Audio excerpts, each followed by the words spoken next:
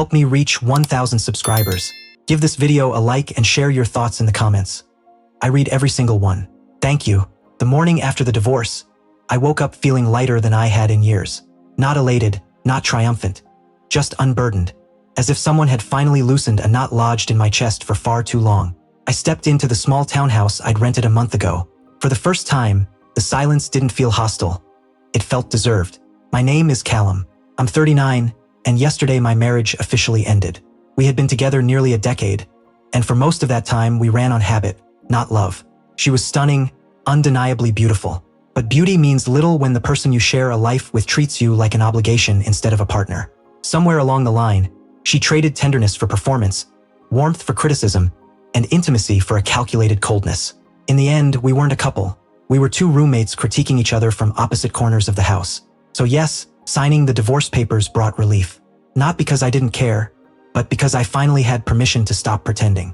The next morning, I stopped by the cafe across from my old gym. The usual morning chaos swirled around me. People in suits, hoodies, people rushing, venting, living. But for once, none of it pierced my peace. I sat by the window, sipping my coffee, breathing.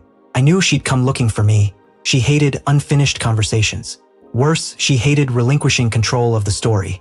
And sure enough, about 20 minutes later, her familiar perfume drifted toward me before I even heard her voice. "There you are," she said, smiling that bright, calculated smile. "You look cheerful." "Morning, Ella," I replied. She leaned on the table, arms crossed, eyes scanning me like she was trying to decode my calm. "So," she said, tapping her nails, "how does it feel? Freedom? Regret? Anything?" "I'm good," I answered. Her eyes widened, thrown off. "Good already?" She laughed too sharply. "Well, I'm glad someone slept well." She wasn't here for closure. She came to see if I was hurting, to confirm that her leaving still mattered, that she still held some power. "Actually," I said, leaning back, "yesterday was peaceful." Her smile faltered. "Peaceful? Really?" I shrugged. "Really?" She narrowed her eyes. "Then why do you look, I don't know, weirdly happy?" I smiled genuinely this time.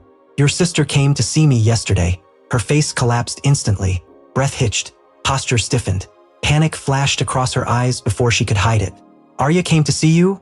she asked slowly. "Why?" I didn't answer immediately. I watched her process, watched her attempt to gather herself, but the mask was gone.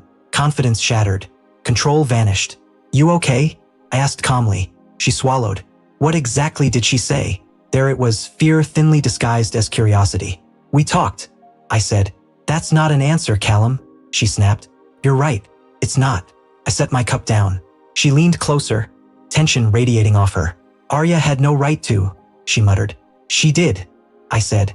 "She came because she thought I deserved honesty." Her eyes blinked rapidly. "Honesty about what? About you?" A flush crept across her cheeks. Not embarrassment, but recognition. She already knew which truth her sister had finally revealed. "Callum," she whispered. "Whatever Arya told you, she probably exaggerated. You know how dramatic she is." "She didn't sound dramatic," I said. "She sounded tired." "Tired of what?" "Covering for you," I added. She flinched, composure cracking. "I haven't done anything that needs covering," she insisted. "Don't insult us both," I said quietly. She opened her mouth, closed it, searching for the right tone. Anger, sweetness, denial, but none would land. After a long pause, she whispered, "What did she tell you?" I let the silence stretch before answering.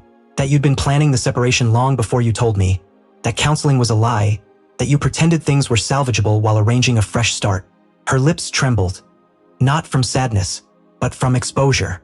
"And I continued," I said, "that you weren't nearly as confused about that guy from your office as you pretended." She froze.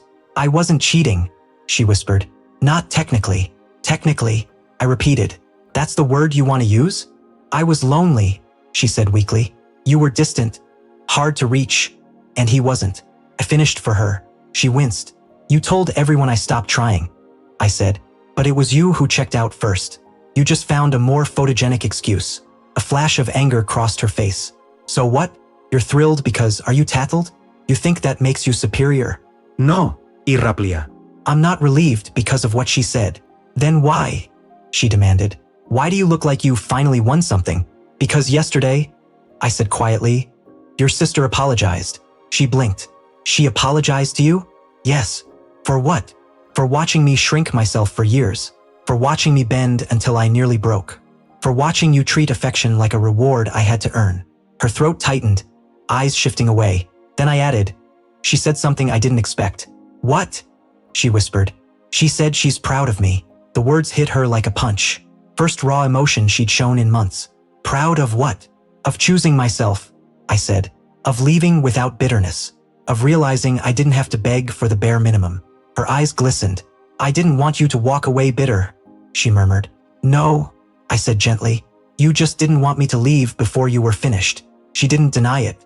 Arya didn't come to gloat, I continued. She came because she was tired of pretending your choices were accidents. She took a shaky breath. So what now? Now? I asked. We move on separately, peacefully, if we can.